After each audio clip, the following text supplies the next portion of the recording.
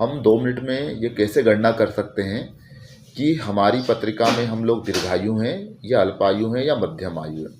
इसका बहुत सटीक फार्मूला मैं आपको बता रहा हूँ।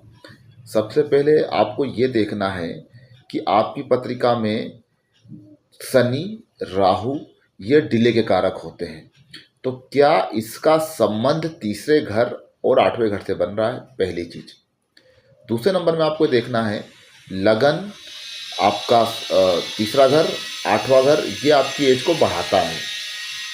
और इससे 12वां क्या होगा, इससे 12वां होगा, जैसे लगन से 12वां घर, तीसरे घर से 12वां सेकंड घर, और 8वें घर से 12वां 7वां घर, ये आपकी एज को कम करता है। तो इन जो 6 घर हैं, 3 घर जो एज बढ़ा रहे हैं जो, और 3 घर जो एज को कम कर रहे हैं, इन दोनों में से बलवान कौन सा है। जो ज़्यादा बलवान होगा उस जगह पलड़ा भारी हो जाएगा। यानी कि अगर मान लीजिए लगन, तीसरा घर, अष्टम घर मजबूत है तो आपकी एज ज़्यादा है।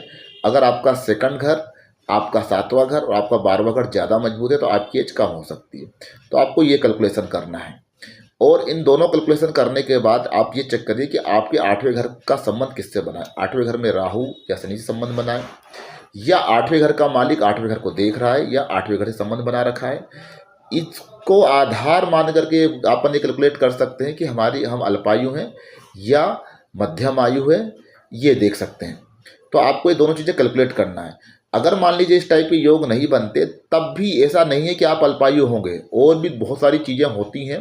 लग्नेश की पोजीशन, लग्नेश की डिग्री, अष्टमेश की डिग्री, और दूसरी चीज़ें भी होती हैं। इन सभी को कैलकुलेट करके आप अपनी एज की गणना करिए।